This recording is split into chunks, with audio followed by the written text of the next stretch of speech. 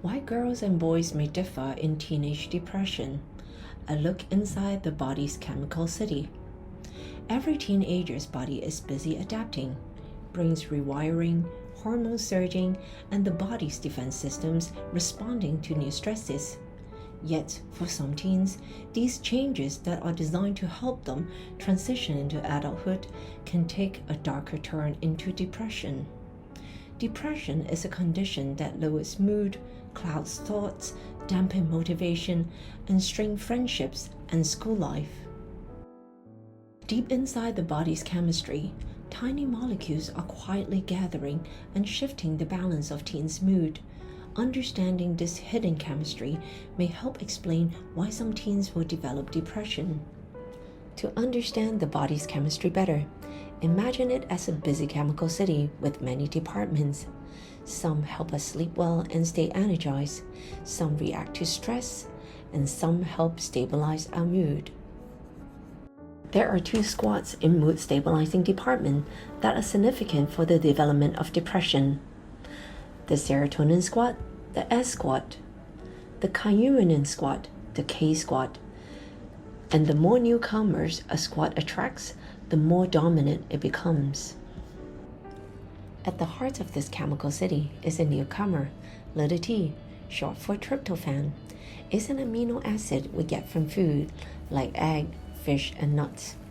Little t can travel down a few different paths, either toward the serotonin squad, the so-called happiness chemical team, which helps stabilize a mood, or towards the kynurenine squad, which split into two different paths, the K protective squad, kyurenic acid, which acts as a bodyguard for brain cells.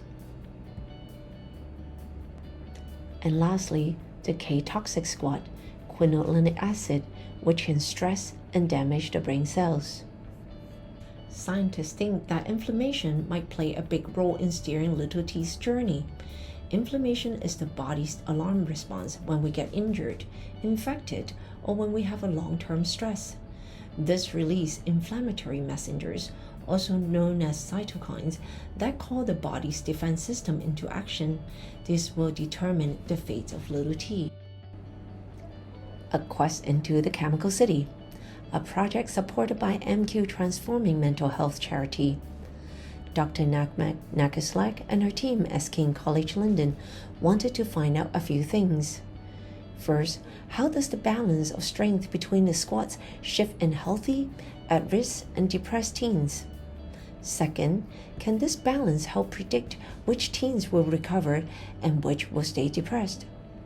Thirdly, are there any differences between boys and girls?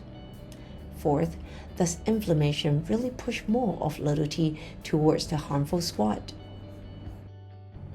To answer these questions, the team drew on a large study in Brazil, in which they selected 150 teens, average age of 15, and divide them into three groups: low risk or high risk for depression, or teens that are already depressed.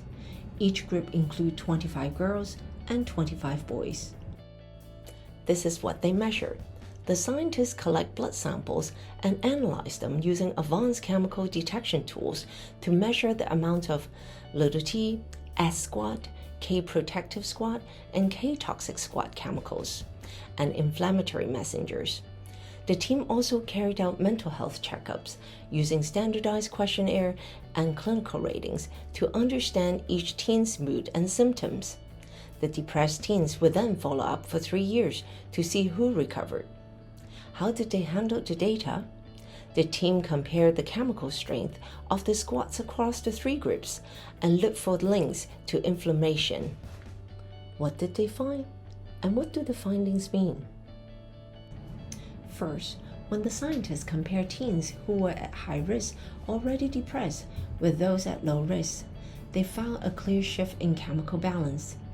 Level of the K protective squad were lower, while the K toxic squad was stronger. This means more little t was being pulled away from both the S squad and the K protective squad and pushed toward the harmful K toxic squad. However, this shift in balance was seen only in girls, not in boys. This difference in body chemistry may help explain why adolescent girls are twice as likely to develop depression. The scientists also found the high level of inflammatory messengers led to more little t being recruited into the K-toxic squad, which supports the idea that inflammation may tip the body's chemistry towards depression. 3 years later, when scientists looked back at the original blood samples of the depressed teens, they found that the girls who stayed depressed had more little t directed towards the K-toxic squad. This early chemical balance could help predict which girls recovered and which didn't. However, in boys, the starting blood samples did not predict recovery.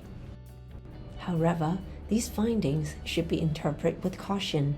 Firstly, the study was done with a fairly small group of teens, especially the 3 years follow-up. So, it needs to be repeated with more teens to be sure of the results.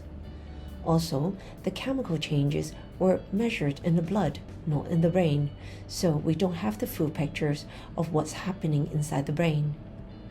And finally, the scientists couldn't measure every step of little t's journey, so we don't yet have the full picture of how it all works. Despite these limitations, the study had some important strengths. It's the first to show that differences in body chemistry between boys and girls may affect both the risk of depression and the chances of recovery.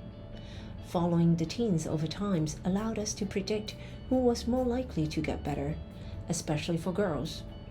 The study also adds to evidence that inflammation in the body may steer body chemistry towards depression. Here's how the process might work.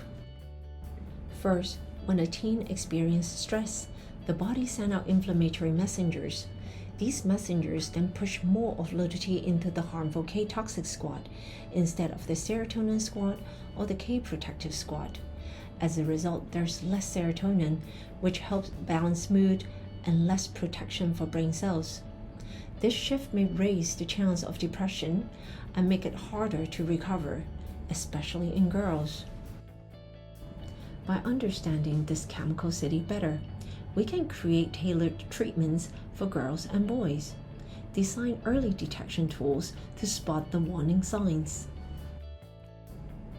and more importantly, to build a future we can stop depression before it takes hold, empowering teens to protect their mental health and thrive towards a brighter future.